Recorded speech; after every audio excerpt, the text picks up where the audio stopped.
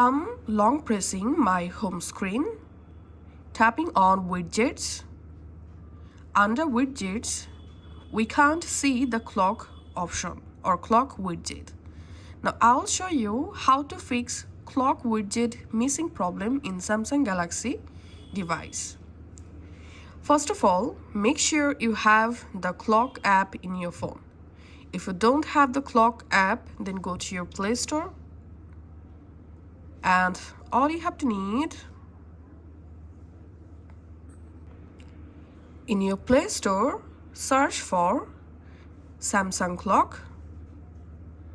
As a search result, here you will find Samsung clock app. Go ahead and install the clock app in your Samsung Galaxy device. Once the clock app installed, now let's edit our home page again. And now under widget list, here you find the clock. Expand the clock app, and under the clock app here you will find all of clock widgets. Now you can easily go ahead and add any of them. Thanks for watching.